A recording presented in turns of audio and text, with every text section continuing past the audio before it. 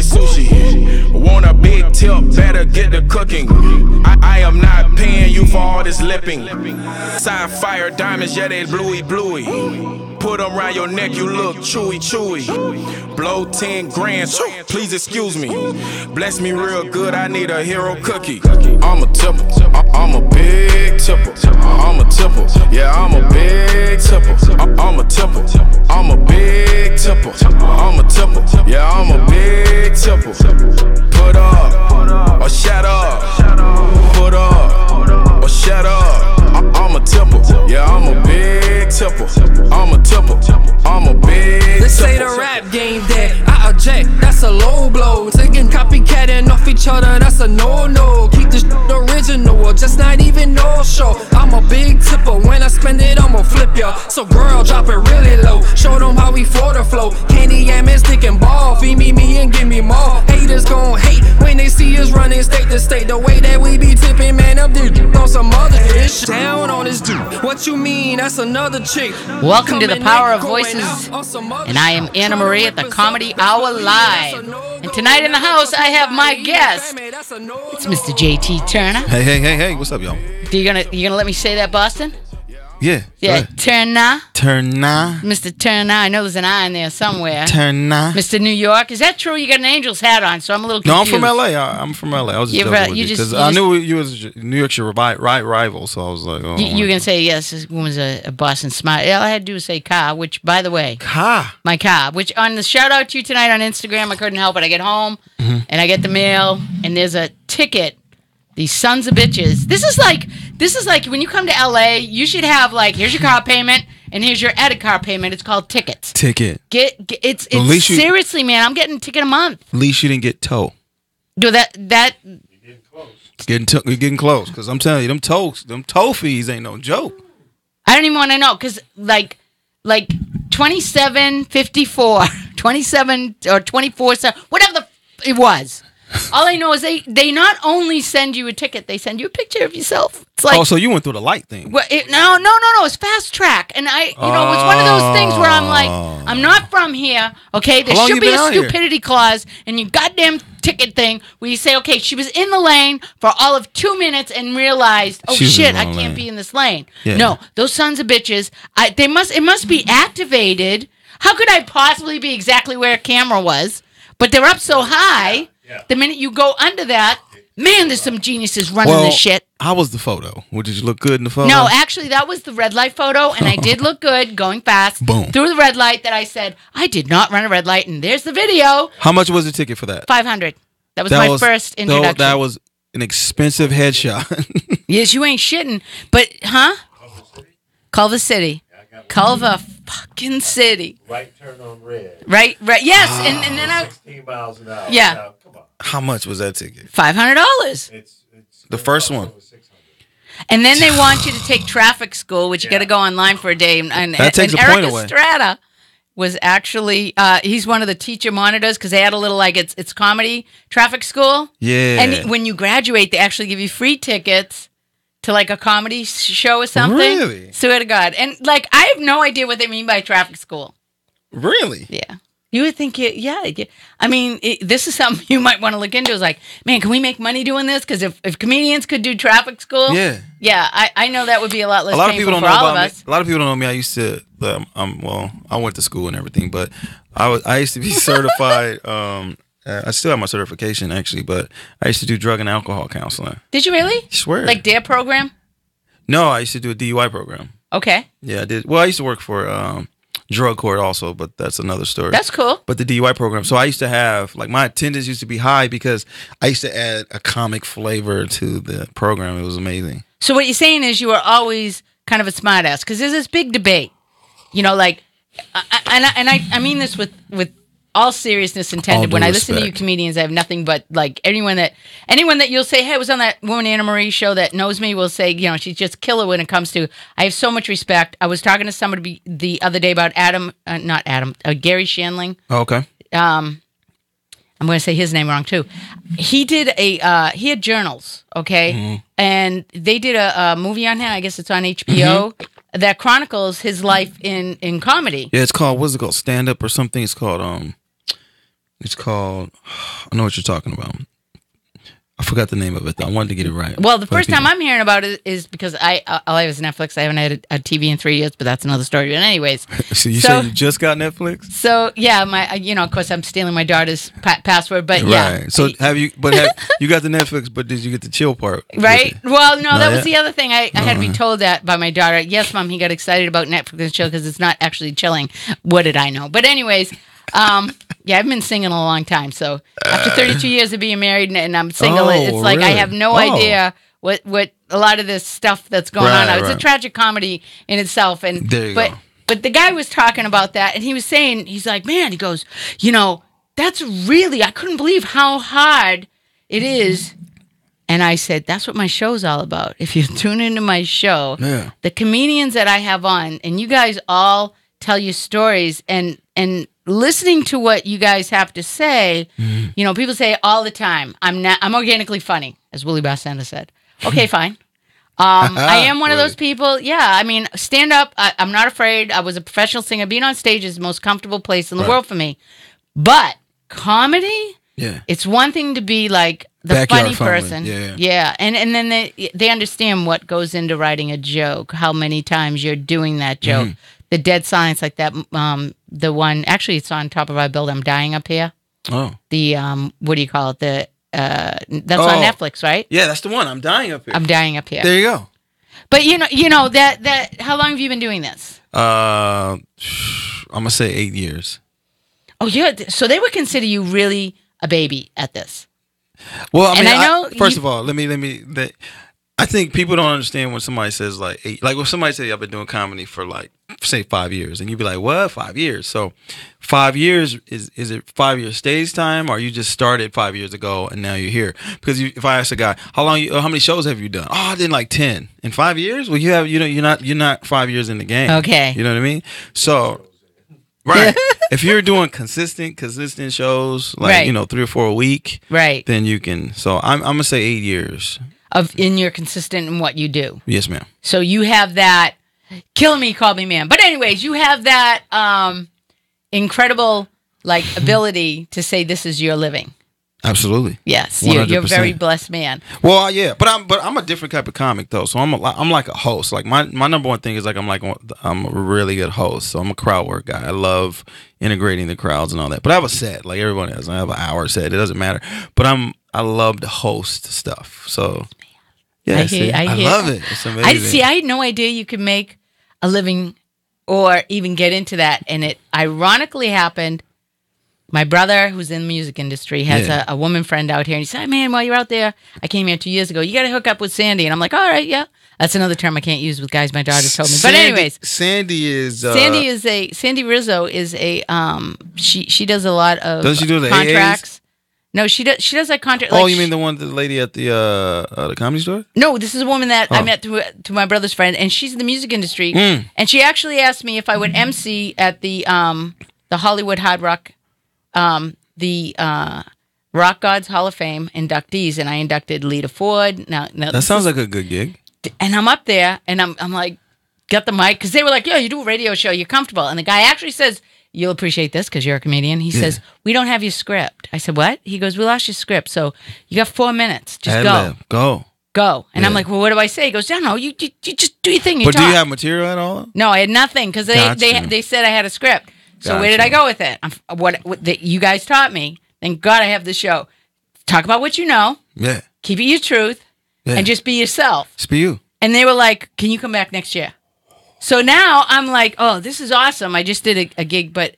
You know the crazy thing about that? Not to cut you off. No, I want to know how you got into it. Oh, I'll tell you. But that's the reason why the advice is that is because the people in the audience don't know that you don't have your script. Yeah. They don't know that. So whatever you say, they might think it's scripted, or however long you've been doing comedy, they don't know the number. Now, if you're not funny, then they'll start figuring it out. But as long as you're funny, then they're going to roll with you no matter what. You know what I mean? I have that like curiosity whenever I meet you guys, because the way that this all started, this show has kind of taken on its own thing. Me, I just kind of came the Anna Marie thing because of my fascination with comedians and the questions that I ask, because I've never met you. Right. But, you know, like a lot of the comedians, somebody would say, hey, I told my buddy to be on your show. And I'm like, great. And to me, you guys, it's like there's certain things that I learned terms. He's always on. Or, you know, you don't want to talk to him when he comes off stage. You know, there's all I'm different. Opposite. Yeah. And if you don't know that, everybody has a perceived notion, the gesture, the clown. Yeah. But, you know, that everybody's personality and what they do on that stage and when they come off that stage. Oh, it's different. Huge contrast. Like some people are like super energetic all the time. And then when they get on stage, there's somebody different. Or there's some people that just quiet as hell in the green room. They're just focused, and then they want to get on. But you know, we got some assholes in comedy too. You know, I think they're humans, arrogant people. But we got cool as hell people. We got professional. We got non-professional. So it's a whole thing. It's just like It's just like I tell people, like, oh, they might say I don't like that guy or this guy. I said, listen, it's just comedy. It's a job.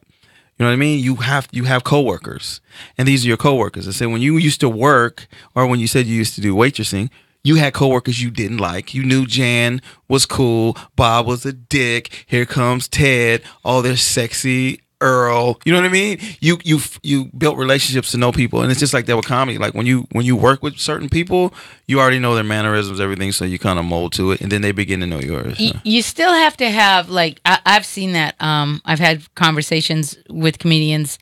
One of the funniest one was having someone on here who was kind of dissing, and I met a gentleman who's friends with all these comedians. Mm-hmm. Kills me every time. He's like, "Oh yeah, him up. I'll get him for your show. Mm-hmm. Let me know when that happens."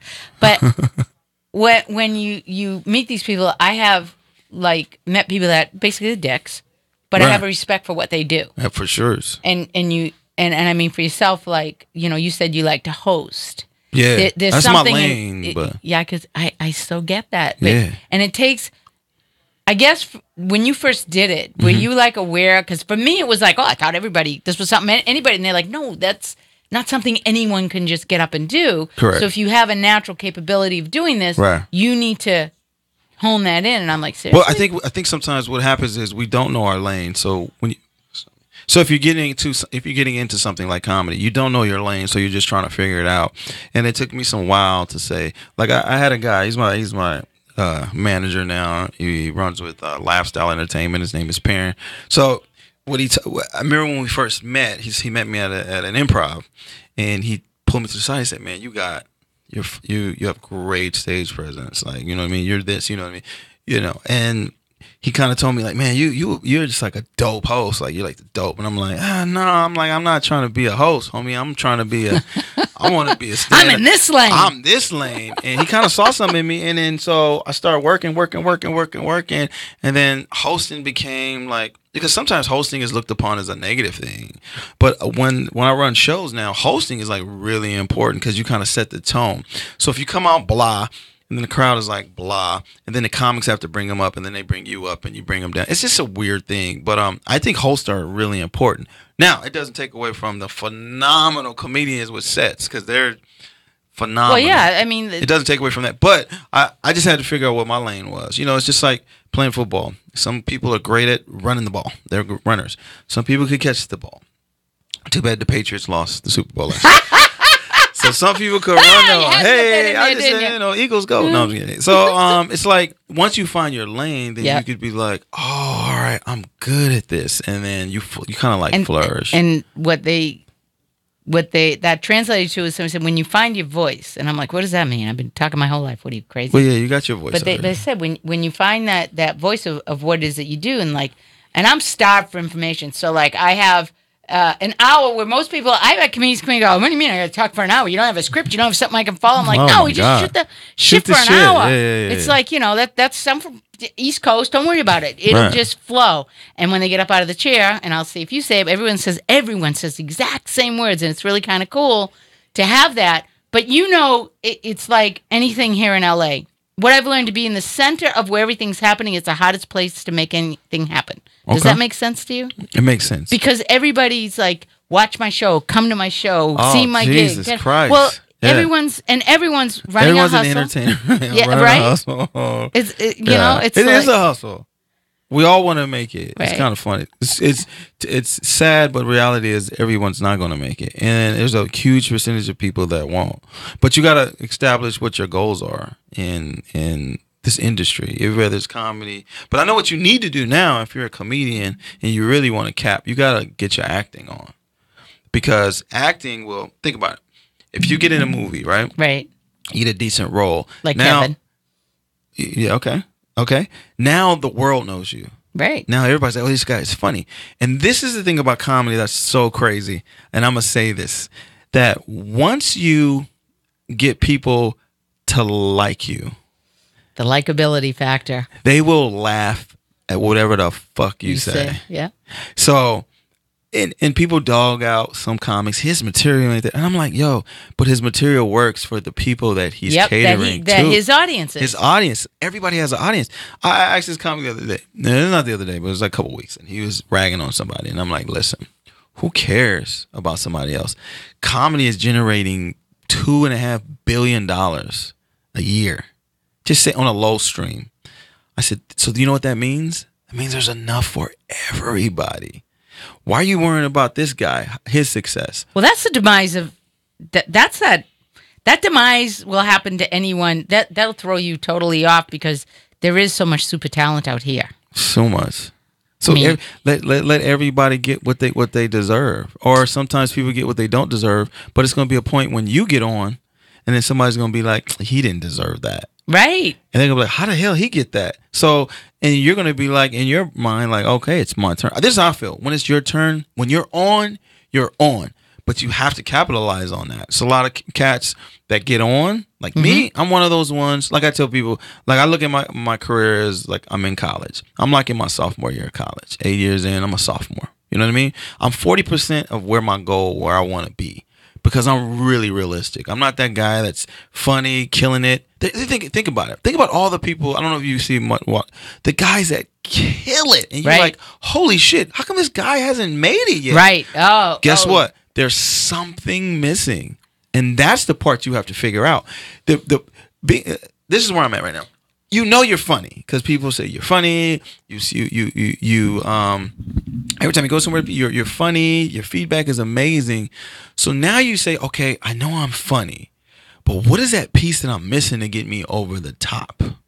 Well, yeah, working there is so many. And again, somebody asked me the other day, so doodle it on your Twitter, and I said I don't have a Twitter, and they're like, are you crazy?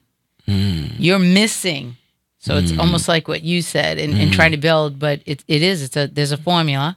Well, now how long you been in the game? A year. Okay, cool. So when I really like flirted with comedy, it used to be you got on because you were funny.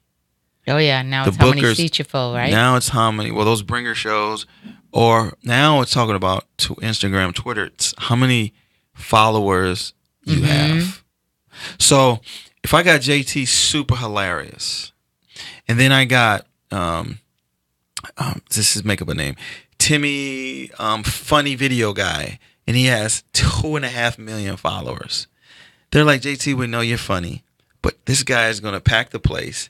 And remember, the reason why I have 2 million followers, because they actually think I'm funny. People don't follow you just to follow you. They follow you because they have some type of interest in you. In what you're doing, yeah. So when people have interest in you, now they finally get to see you. You might not be that funny, but they can be like, yo, I got to finally see the person I'm interested in. He's actually kind of funny. He's not the funniest, but it doesn't matter. This is the guy I've been following. His videos are amazing. So it's a real hustle. But there's also what I also love about the comedy is an open format for just the word funny. You don't have to be better looking. You don't have to be the thinnest. You don't have to be this ethnic. But it helps though sometimes. It doesn't, because I've had very attractive women say being really attractive as a comedian is a little bit harder for women. I mean, if you're the big fat girl, or you're the big, awkward, and I'm like, as far as material. But listen, when you're the attractive woman, like, you at least get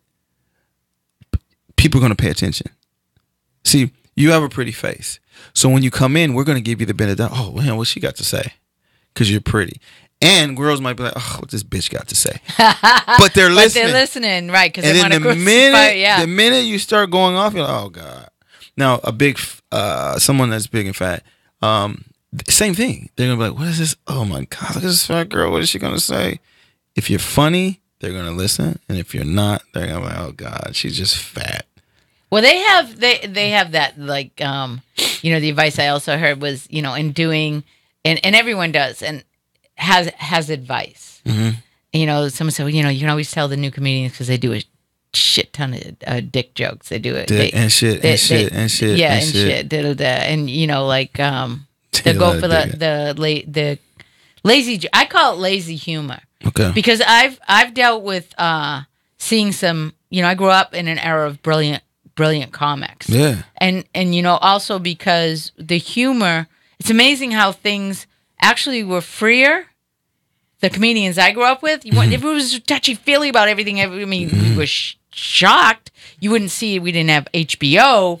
But if you saw a private showing, Red Fox record. Oh, my God. Red Fox. Come on. Yeah. And there was... Raunchy. Yeah. You're right. And, I also grew up with the Cheech and Chong humor. Oh, yeah. As far as that, I'm like, well, that it's amazing to me as far as like how you use your talent as a comedian. You are the ones, you are actually incredible teachers. You actually are given the gift to teach the same way musicians are because it's a universal language. That's Laughter. Funny. That's true. Yeah, I say you guys turn. I have all these little catchphrases. I never ever wanted to be known as a teacher though. Like when people ask me for advice, I said I didn't say preacher. I said teacher. Yeah, that's what I'm telling you, teacher. Teach. When people say, "Hey man, can I do?" I'm like, "Dude, I'm not there." Like you're asking a junior high, you're asking an NBA question to a guy that's still in high school playing basketball. Like, I feel like because I think everyone's path is different, or it can be different, and I feel like everyone has their niche. So when someone says, "Well, how you do?" I say, "Well, what works for me might not work for you."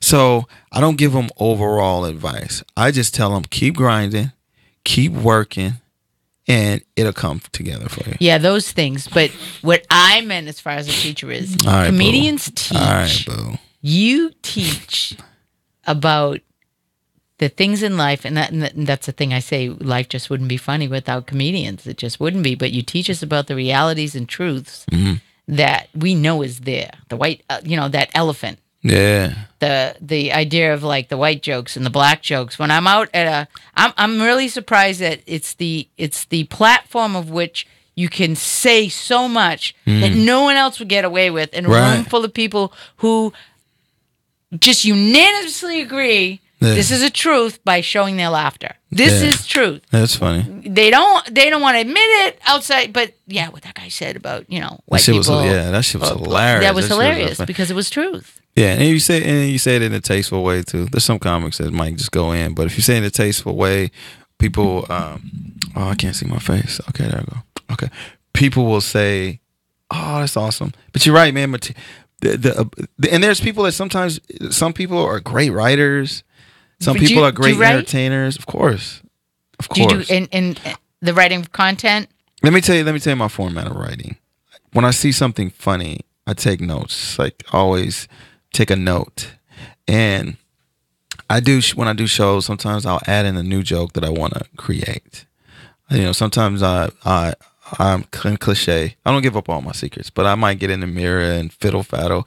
But my daughter, how old is she? 16. Oh God, yes. She loves when I say right now, my daughter, she's phenomenal. She can be a comedian one day. But her and I have like these amazing conversations. And she'd be telling me some shit and I'd be like, "Oh, that's fucking hilarious." Or I would say something, she's like, "Oh Dad, that's funny. You should say that. You should say that." So I listen to that young mind that's fresh because I'm my 40-year-old mind and I'm looking at comedy from this perspective, but she's looking at it from an adolescent coming up perspective, and she's put some spins on things. So, I want people to get to. Before, as a comedian, I didn't really want people to know my personal life. I've been always like, you don't need to just know about me. But now that I'm getting older, I'm like, I put my kids involved. I have 3 children actually, so I put my 3 children at 3 different phases. I was gonna say, where are they? I have a 25-year-old, I have a 16-year-old, and I have a 3-year-old. Okay. Yeah, so I have perceptions of childhood in 3 different eras, which is great. See, like some people are like, oh my God, but it's great because it is. When I talk to audiences, some of them have the older kid. So when I talk about my son, they're with it. Some of them have the teenager that's fucking driving them crazy, and I talk about her, they're with it. And then some of them have the kids. Now, the ones that have the older ones always had a kid, and the ones that have the older ones always had the teenager. So physical, it all ties mental, together. and emotional. Yeah. Oh fuck. Yeah. But I have great kids though. Oh, yeah. But that in itself, you know, that the humor that everybody can relate to. You know, like when people say, you know, I'll ask about the humors of relationships. Some people are very political. Like I had Shang on. We all know Shang's very political. He's gonna be in my room not this weekend, next weekend. Yeah, I have this. I'm notorious for like I meet somebody 5 minutes. Shang is out there, boy. He right gives now, you raw. Yes. In fact, the first thing out of his mouth when he came on the show was, "Are we censored?" This was right after. That's the first thing I said too. But I said I'm going to keep it. Cool. Well, Trump had just gotten voted into office, and I don't even think any. And I keep telling people this. I think I've seen that interview actually. I follow Shang. I saw that interview. He just absolutely. I didn't even know if they those words even existed, but I was like, go for it. But I really do. You know, like I meet the comedians once. You guys come on the show. You talk for an hour. I'm fascinated when I go out. It's really intimidating. If I try not, well, I hardly ever go out by myself because LA's so. I've only been here 2 years. Yeah. And like under my circumstances, like I told you, so I'm intimidated by a lot of things. I don't know where I am. Okay. There's a lot just of like if we were in Boston, right? Well, yeah. Well, Boston's got the fuck you roads because like it's every other street and it's out. They're one ways and like if you've ever seen a grid of Boston, that's like San Diego a little bit. But here you do it with your traffic signs. Here we do it in Boston. We do it with our road signs. But you know, you don't have any idea where you are. But I mean, I'm really fascinated with going to shows and seeing comedians. And I like sitting out where the audience is experiencing you. I mean, I love meeting comedians. But in the end of the day, you know, what I find is a lot of them are at the show. A lot of them are focused on some stuff. It's not really a place for me. You know, like I try and tell them, hey, I got a show, what have you. Mm-hmm. A lot of people will say, I've been blessed by some really great comedians who have, one of the most generous was Royal Watkins. He's just such a generous person as far as like, you need any help, let me know. Right. He's a busy man. If I inbox him and I say, hey, blah, blah, blah, on this, he's like, you know, I said to him, he goes, how can I help you with that? I go, follow me. He goes, up, done. Bam, but yeah, button. But somebody pulled me aside and they said, you're so all about the comedians. You go on their page, you go, da-da-da. Yeah. Nobody's promoting you. And they go, does that hurt your feelings? And my friend said, oh, that's somebody trying to take you down, get in your head. Right. Don't listen to that bullshit because you know what it is. But I don't do it for that. I do it because you love. Right. I get a whole hour to shoot the shit with the most fascinating people. I don't care. Yeah, we'll follow you. I'll follow you back though. You know, you're not even following me. So. Yeah, no, and I am now. Okay. If you go on, you'll see I forwarded you my little shout out. I know, I got it. You did? You were like laying down and you started talking. Oh, man, we were on the show when I noticed it actually. Oh, you did? Yeah. I'm always like, I have a friend of mine who's like, you're not using, and do you use as far as like what you're doing now to promote what you do? And yes, as far as following you, I noticed that I love the comedians that promote other comedians. I love the comedians that go out of their way to post somebody to give that love back. Yes. Yeah. And those are the people that I think genuinely there's a respect, and it's like if you get shit on the bottom of your shoe. I'm kind of stingy sometimes. Are you? No. I'm kind of stingy. No, I'm saying go ahead. But now, if do you if travel? You have shit on the bottom of your shoe. Yeah, I'm just saying that everybody knows. Like you guys have such a tight family. Yeah. You know, there's a lot of competition. There's a lot of the Green Monster, the thing called Envy, and it's the Green it's just, Monster, Boston. But yeah, that too. Poppy. Yeah, please. Guy Torrey hates the Celtics right now. Who was his team? Guy Torrey was the Lakers. Oh, okay, cool. I didn't know. Yeah, you know, some people be all over the place. Yeah, some people are kind of like that, but you know, like I always wonder why men act so like insane about sports. And I love sports. I'm actually rooting for your damn Celtics that look like shit. Last 2 games, get with it. Like, come on. First that's of all, a Boston curse. You do know that. First of all, LeBron is a bully. Let's get that. Yeah, I heard that. Oh, you don't watch basketball? No. Oh God. Now wait, and let me tell you. No, you don't. I'm not saying that you don't. I'm just saying don't. I try, man. I've hung in there. I've done things. I've been to games. I try and really get into that. You know, it just football is like my love is football. Well, you damn right. Huh? I said you damn right. You guys got the best, one of the best franchises of all time. Yeah, everybody's. I yelled at one guy. You hate us because you ain't. That was it, though. That was it. No. I mean, you're not going to go back to the Super Bowl no time soon.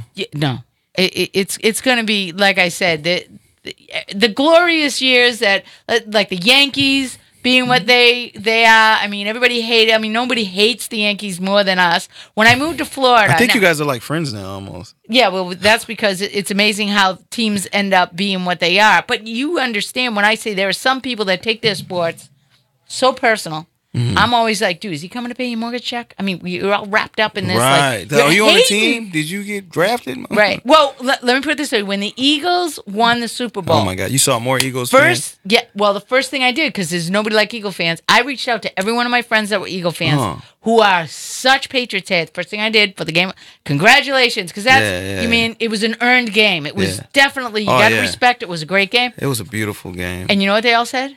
They're like, fuck you, I hate that. And I'm like, my response was, why would you steal your own joy? Right. Because why would you invite that into the most incredible joy of having a Patriot fan sincerely say congratulations, not just, oh yeah, you guys are, Yeah, no, I feel you.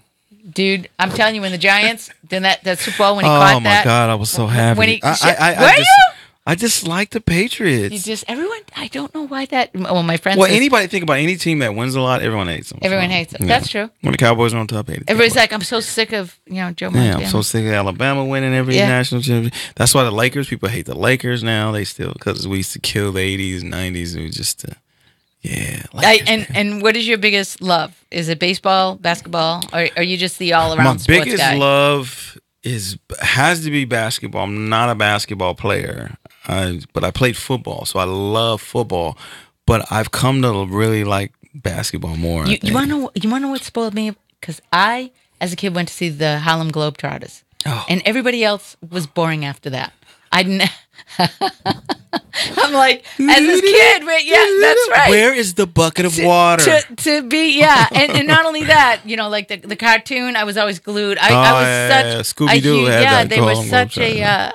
They were great at like getting kids involved and just being like such showmen on the and you blew you away at what they were doing on the course. After that, basketball is like they're up, they're down, they're up, they're down. I actually asked somebody about that. I said jokingly, what is it with men and their balls? I said they're football. But I went down the whole line. They're all beating them with sticks, trying to get them. And I mean, it's a very violent thing against balls. I said you would think more women were involved in that kind of thing. We're kind of laughing about that. But all right, now let me ask you. Going back, you said you almost graduated, or you did graduate, or are you in that?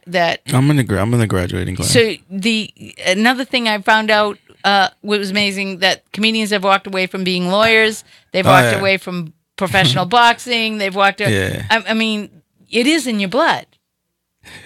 Yeah, you're driven. I'm driven. I want it. I'm in a position now that I can do it, so I do it full time. So I'm in a cool position. But it's something that I've always wanted to do. I just love making people laugh. Like other people like things like my endorphins come very heavy off of laughter. I know, isn't it? I'm lit. It's like funny, like making people laugh. Quick story. I was 5. This is when I knew that I wanted to make people laugh for the rest of my life. I was probably 5, and I remember going to kindergarten for this first time I was in kindergarten, and I was always funny in my house. Like my mom would tell you if she was on here. My son was always just cracking jokes as a little kid, like a prankster. And so I got into class, but I was low key shy though. If I didn't know you, I would just spin a shell. So I got to class one day, and the teacher was like, hey, it's our new guy right here, little JT. Everybody say, what's up? What's up?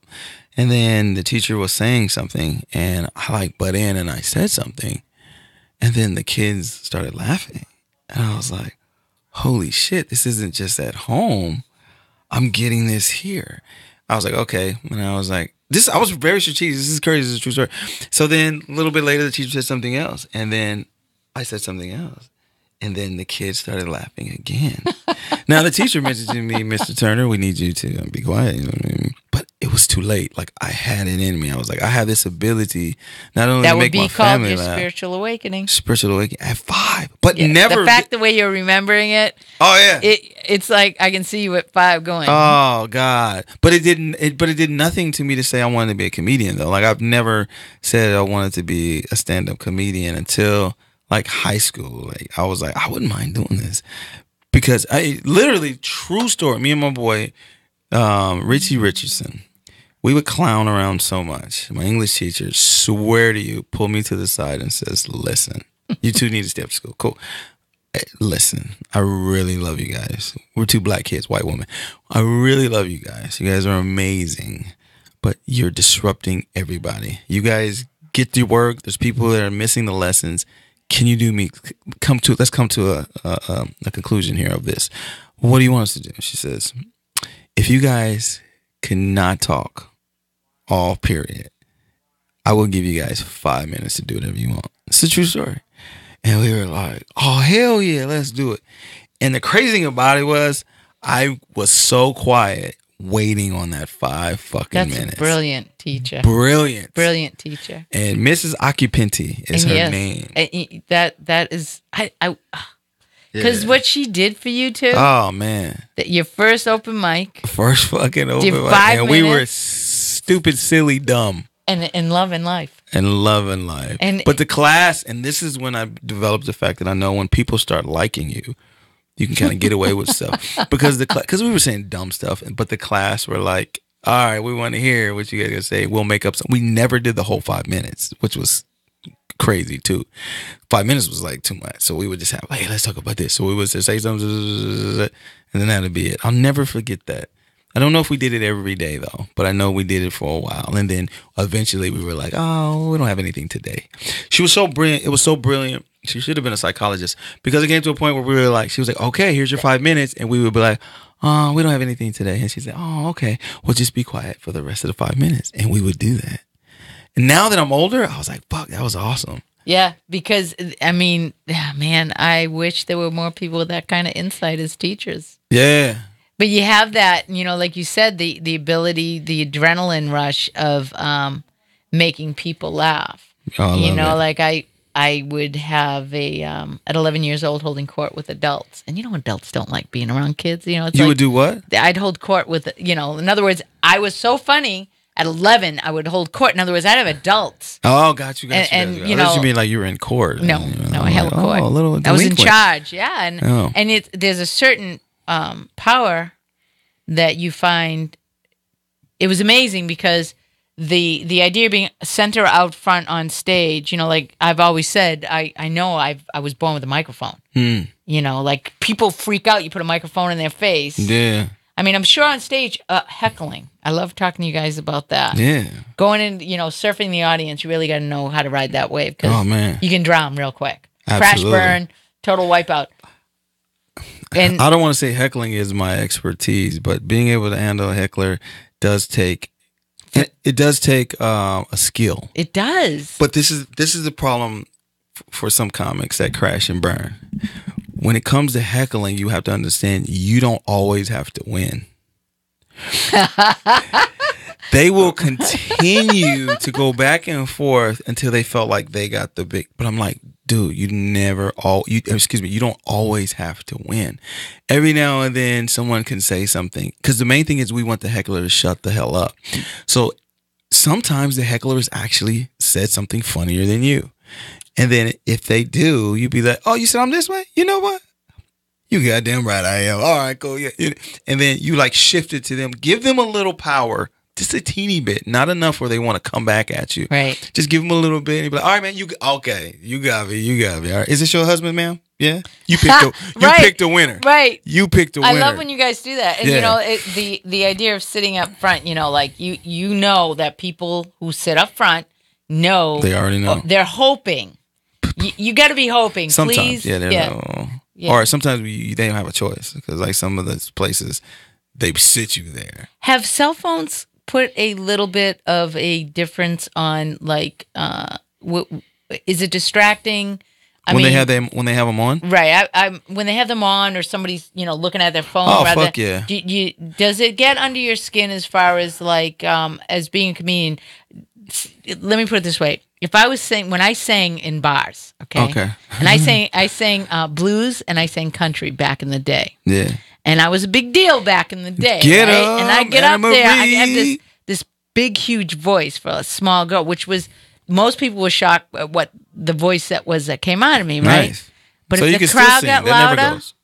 yeah, a little bit. Uh-oh. If the crowd got louder, I would get more powerful in my voice. In Oh, other words, wow. so I'm wondering, like that challenge of I wanted to be heard. Yeah. So I'm wondering, like when I've been watching the show and I'm looking at people on their cell phones, I'm sitting there going, "Oh man, I would be so in that guy. See cell phone over there? I'd be in his face." You know what? As long as everybody in the room's not doing it, if it's like one or two people, if you have already gained the respect of the audience, you can say something about it. But if you haven't established anything, don't just jump out the gate with that, because now you're getting away from. Now you something. seem like too aggressive too, right? Yeah, just if someone's doing it and they're doing it quietly, let them. This is the era we're in. We're in the cell phone era, and some comics get mad. Don't be taping me. Right. I got yelled at actually by a comedian. Now, if I'm taping you after the show because of what I do, I'll come up to you and say, "Hey man, I got your show. What's your email? Let me send it to you so you can look at it first." But he didn't know who I was, and I'm up front, and he was like, "Yeah, you're not taping this whole show, are you?" And I'm like, I'm looking at him like, is he talking to me? And he goes, "Put the camera down." And this was like maybe 6 people This in the was room. here? No, this was at a show, and he was like, "I don't want you I'm trying out new material," which I understood. Yeah. But he jumped, and I was just like, wow. So yeah, because if he's I if apologized, he's and I trying said, new "Man," material, it might not be as funny, and then someone else could hear. he goes, "Man, that's hung up on. I don't need that shit being hung up on YouTube. I'm trying to do my material." So afterwards, I you weren't gonna apologized. put I said, anything, "Hey, dude, this is who I am. I would never post anything. Right. 10 seconds maybe of somebody's act Yeah, unless just I say thought who it was they are. good." Right. I said, "But I do. I post on my wall. Like I'll watch a show, and what my favorite photos are when I catch you guys." And your expressions are your jokes, and I actually catch certain shots where you actually watch the joke happen. Right. And That's awesome. comedians love those moments because they can see their joke come to life. Yeah. So I'm like, yeah, and But the good thing now, because we're so social media savvy, but if, understanding what he was saying a little bit, because, got to put the shoe on the other foot. But when someone records you now, so say if you go to a show and someone's recording you, what they do is they post it. And if they post it, they think you're funny, so they promote you. They be like, "This dude is hilarious" at whoever, and other people see you and they be like, "Oh shit, that dude is funny." Oh, that shit, and it's kind of like, for me, it's like another sign of how you're getting promotions. It's kind of like back in the days when you saw somebody funny, you just went home and told people, and everybody was like, "Man, whatever. Come on, he couldn't be that funny." But now you're like, "No, you can actually post that bit." I got a validation that this dude was funny. So this comedy is changing, and we're just trying to catch up. Well, yeah, because that's the other thing too. It's like ride the wave or get run. And one of the comedians was going, and Pete Will is an older comedian. He was like, and this is my show, and we're going back a year, and Instagram had just started to get that. God. And he was like, "Oh, they can't do 5 minutes and da da da." And he's right. And they can't translate and da. And I go, "Yeah, but so if you can, and they're getting those kind of hits, why aren't you monopolizing that now? You know how they have GoFundMe's? Yeah. Why don't they have a Go View Me? Oh, Go View Me. That's what I want to have. Shh, don't tell anybody." Hey, ladies and gentlemen, we just heard it here live. Go View Me. She does not have rights to it, so I might use it. That's it. Let me tell you something. It wouldn't be the first time. My comedians usually tell me, "Stop talking." If people, you get all those people. Everybody. You're in LA. Everybody steals your stuff. And I'm like, yeah. But you got to record it right now. Oh, but it's not recorded, so I can steal it. Now wait. Do you go to that house that everybody films at? No.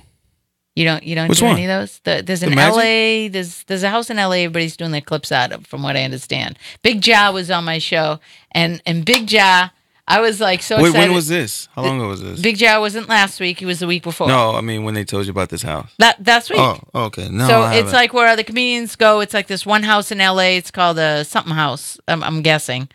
But anyways, they all gather there. I haven't been there. And there's 10,000 comics in LA. Yeah, but these So are I don't like think they're all this there. is Johan. Jones? Yes, and See, they're doing the the house with what they have the RV out there. Is Yeah. it that house? Yeah, those are skit guys. They do, they have created this format. Incredible formula. Incredible. My hat goes off to these guys because they're grinding and they do the skits and That's a lot of work. It's a lot of work. But it pays off for a selected few. It is really freaking paying off. But the crazy thing is now it's oversaturated. So it's just like anything that comes out. Like there's pioneers of it, and they do it so well. Well, they said Will Smith took it to a whole new level. Oh, fuck. Well, Will Smith has $1 zillion. Yeah, I know. You know what I mean? But we'll go back to that again. Yeah. Takes money to make money. Yeah, when those guys, like I said, Jahan Jones, Tonio Skits, King Batch, all those guys, when they started doing that back in the days, those guys set the tone. But now there's everybody and their mama. Well, the other side of that too, and I was talking to Big Job about it. I said, as a viewer and someone who also has a very creative mind, because I'm just it's ridiculous, and I don't know why. I've learned you guys were all like, write it down, and the thing of it is like I see a lot of it all looks the same after a while. Yeah. There's a theme, there's the guy, there's the girl, there's the dumb friend, there's the straight guy. And I'm like... It's oversaturated. Right. So what would you do that was different? And I'm joking. I'm like, I can't believe nobody's asked me to be in a skit. And one of the girls go, well, yeah, you'd play like a MILF. I go, no, that's the obvious thing again. Of course, I said, no, you would have to do something totally different than that. I have my own ideas as to what that is. And that is, the idea of... and Big Josh says, well, I'll bring you to that place. And I guess they all sit and brainstorm. Yeah. Now, do you sit with people as far as your writing and brainstorm, or is that something we have you a team. Yeah, we have a team. We have a little team, Lifestyle. We sit around and we brainstorm a little bit. We talk about comedy. Yeah. And is it just like situations of the day, things you might have seen during the day? No, it's stuff that you work on. So if I'm working on something and I'm like, look, Anna Marie, like I said, even like perception of my daughter, I'm like, Anna Marie, like, hey, I said this, blah, blah, blah. What do you think? And then you be like, that sounds funny, but what about this? Like, when someone else put a little twist on it, you're like, oh, shit. Like, or when I get off stage, because I ad-lib a lot, and I get off stage and someone says, hey, homie, that shit was funny. But if you'd have said, blah, blah, it's somebody in my camp, somebody that's, that I listened to, they'd be like, oh, that's funny. You could have kind of tweaked it a little bit. You're like, oh, shit, that's what's up.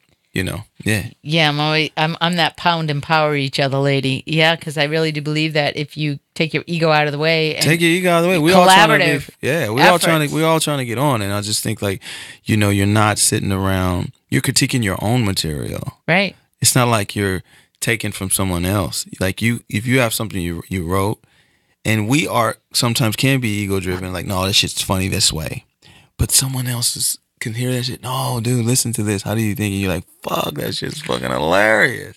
Now the execution. Now that's the other thing too. It's like what amazes me as far as like if you get that, and I'm like, okay, so how do you get that translated, edited? Editing is. I live with an editor. He's nice. A very kind of guy. Detail. Very. That's good. Got my headset. Can't do with a lot of verbiage in the morning. And he's living with me of all people. But right. I'm like, peace. I get it. Yeah, I get that. But is he hot though? No, not for me. Okay. I've actually gone a total different route. Actually, that's one of the ideas I have for a skit. But in getting and I said, well, okay, so Asian I have guy. this idea. I can see you with an Asian man. All right, go ahead. Really? I just said. Never. You said you went to a different route, so I figured. No. I'll enlighten you about that later. Right. So the difference being like you have an idea, you write it down, and then I want to get that filmed. I want to get that made. So a lot of you have friends that are in the industry. You got the film guy that'll help you out. You got right? Isn't that how it works? The film guy, editor, all that. Yeah. Because you all are struggling for the same. Yeah. Everybody. It's kind of funny, man. In LA, it's I'm born and raised in Los Angeles. I actually live in Inland Empire, though. And no matter where you're at, everybody's focus is the same thing. We're trying to get on by any means necessary. It's kind of funny. But do you meet a lot of people that really have the best interest of like helping and getting you to achieve that? Nah. Yeah, obviously you don't. You meet a lot of these people. Hey, man. Hey, give me out. Hey, let's hook up. Let's do this. You get a lot of people saying they're gonna do something. I'm learning. They're doing it. Yeah, man. I'm learning because I'm all. Oh, you know I produce, right? I'm a producer. You know what I'm saying? Yeah. I'm a rap. You know I be rapping. You know I hang out with Kendrick. Man, that's my dude. Like, hey, me and Will Smith. You know we cool. Oh, you met that guy? I met him last week. Exactly. Dude, that's why when I came here, I was wondering why are they so excited that I just came here? Because I was so played. Oh man, I got played. Gullah fucking ball. Yeah. Where you from? Boston. I'm from Boston. Oh, how long you been out here? 2 months. Right. Oh, for real? Yeah. Give me a number. Listen, I'm working on a project. Yeah, I get this going. I'm right, and I'm like, hey, you want to do lunch? Let's go. Yeah. You want to come to lunch? Okay, cool. Hey, you want to come over later? Dude, yeah, no, Netflix and shit. Dude, those are funny stories. Hilarious. Talk about, you could do like a movie about this woman, my age, single after 32 years. Coming to Boston. And she coming ends from up Boston. in L.A. Yeah. The most unforgiving, exciting. I felt like Cinderella, Dorothy, and Cinderella, Dorothy, and who else? The thing that Alice in Wonderland. I got. It's fucking hilarious, actually. I got invited. Naeem. Naeem Lim. Yeah, his 40th. Oh, nice. So you went. I had comedian, and I met Kevin. That's an ongoing joke. Like I have little shots of me holding up his book, saying I want an interview because Naeem was on my show. Oh, okay. And this is before Kevin hit big. So I actually said, Naeem, do you think you could get Kevin to do an interview? And he went, no. Hell no. He goes, hell no. You know how big he is? Right. He don't do radio. If he does radio, he does this. And my friend goes, so you basically you're going to give up. And I'm like, no, Kevin didn't say no. You never know, what could happen. So I met him for that brief 30-second, like he would, he never know. Did you get your picture? I met you at, Did you get your picture though? That's all. No, and you want to know why? I was in, this is actually, my boy Trey Elliott was there. Did you meet, just fake it. Wait a minute. I walked up to the guy.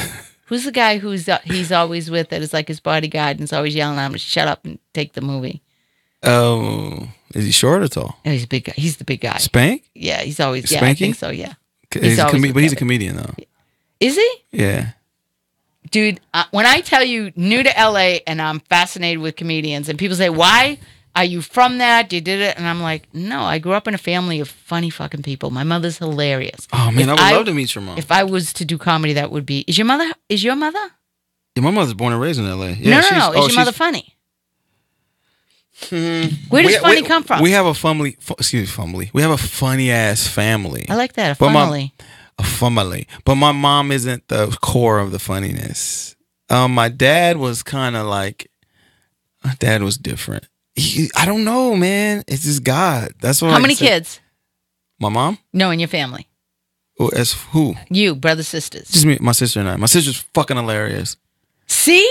Now, does that make you wonder? Like, I'm asking you, where did that funny come from? I don't know. I just God. Yeah, my mom is actually funny. Like, she laughs. She's funny, but not like joke. Why my uncle was funny. Uncle Dave. He lives in Laguna. He's from LA. He lives in Laguna Niguel now, but he's funny. But I'm thinking, did you have people that like the holidays that you could just see they would start poking? Oh yeah. We have my uncle was funny. My cousin Damien, Sinead, they're funny. Yeah, we have a funny family. Like we always talk about, we need some cameras. You have a very positive energy. You were talking earlier about energy. You have a very positive energy. Yeah, I've had very sullen comedians. I've had very serious comedians. Yes, I've had very political comedians. I mean, and then I've had like all the ranges of different personalities. Yeah. And one of the things people are always like, you got so much energy, and I'm like, are you like this all the time? Yeah.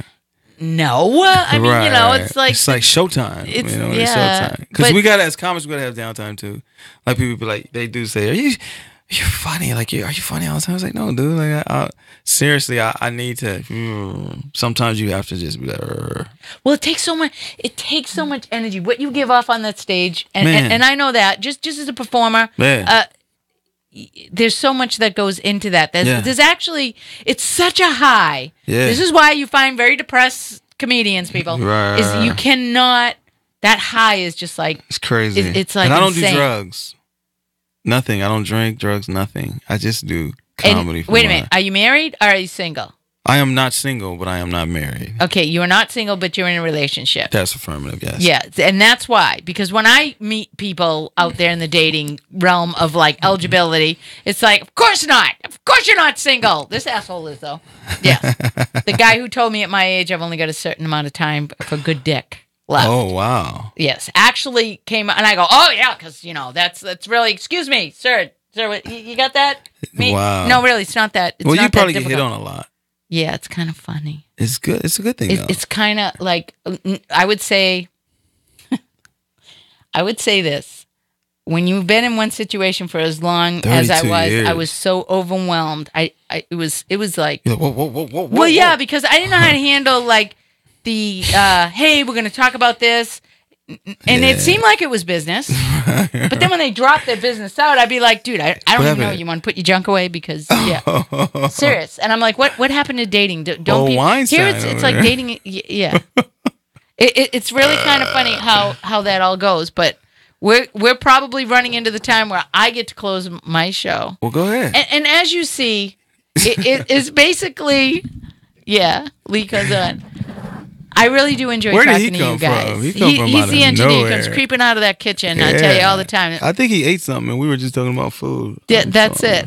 And I really enjoyed meeting you. Yeah, that's what's up. I enjoyed meeting you also. I hope that you will do a little bit of a shout out towards in the everybody. I will. I'm gonna when I was a singer, we had the tip bucket. As I said, not GoFundMe anymore. What are we doing? View me. Yeah, we'll talk about that. Let's talk about it. Business. But then we dropped the business. We did. Everybody's going, yeah, but you want to know something? LA's full of a lot of lazy people, though. Yeah? They'd be like, yeah, let them do that, and then I'll jump on and see if I can get a piece of it. Yeah. They get all that time and energy. Oh, maybe it'll cost money. Yeah, we don't want to do that. Yeah, exactly. Well, but there's a lot of people that are on the grind, though, man. I am. It's the grindy grind. You just got to be on the grind. Sean G. Grant. Sean G. Yeah, Sean. Do you know Sean G. does the Cuckoo Town? Check in it. I want to give a shout out to that podcast, Cuckoo Town. Funny. Where they do. Yeah, it's improv. And what he's doing, he's got the picture of the bird. You'll see it on Instagram. Okay. Very generous. He's an awesome comedian. He has that positive energy. Always smiling. Yeah. Preacher Lawson, who I've kind of like DM'd him. Please come on. He's another one. He's so busy. Yeah. And right now he's really hot. He's like everywhere. My boy. We were supposed to be on the show, and I told him, man. I was like, I'm gonna come over here. I made a commitment. I'm that guy. Like, if I make a commitment, if it's not like, if now somebody's paying, if the money was right, I probably wouldn't be here. But it was like, nah, I'm gonna go ahead and come out.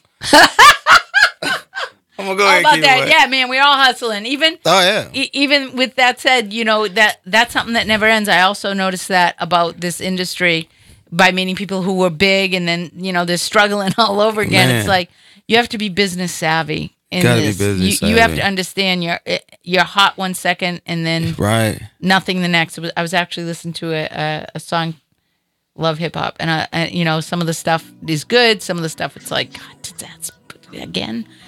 What happened to my music? But anyways, the music is terrible now. Hip hop is garbage. You like this though? It's a friend of mine, Yahweh Poetic. Follow us on iTunes, Yahweh Poetic. It's on iTunes, SoundCloud. Oh, yeah. You know what? It was so funny. I was listening to this like, man, I heard this before, but I just heard it earlier. Right. It's the opening. Yeah, it's the opening song. Trying to promote. The turn that hip hop is taking right now is just, rap music. Like the beats is what's holding us on to anything, because the beats are amazing, but the content and the style, like, they're not even on beat no more. I'm just done. Like it's so hard for me to listen now. Well, you guys, I'm totally enjoying this. I have no idea. Next week, I'm gonna have to run out and get me a guest for next week. I'm gonna the same guy that's supposed to be here. He'll Sizzle be next C. Week. Sizzle C. He's funny. He's a funny dude. He's at the Comedy Union right now. Comedy Union. He's doing his thing. Is that where he is? Yeah. Yeah, man. I'd love to go to a show too. He's a funny guy. Yeah, I'd like to go to the show for every guest I have on. But he's all clean. Is he? Oh, I love that even more. Yeah, clean comments. Going to check it out. Hopefully I can get him to come on next week. That would be awesome. That'd be dope. That'd be dope, man. Say, man, you gotta go over there. You gotta go over and hang out with me. We'll see how that goes. Anna Marie. And did Honey Bunny leave? Nah. We'll check it out. You guys check him out. At JT Turner Comedy. That's it. Everything's JT Turner. I like that. Keep it simple. And I'll see you out there. Take it out, Lee. So simple. I'm a big so easy. tipper. When I spend it, I'ma flip ya. So girl, drop it really low. Show them how we floor to flow. Candy yam and stick and ball. Feed me and give me more. Haters gon' hate when they see us running state to state. The way that we be tipping, man, up this on some other shit. Down on this dude. What you mean? That's another chick coming in, going out.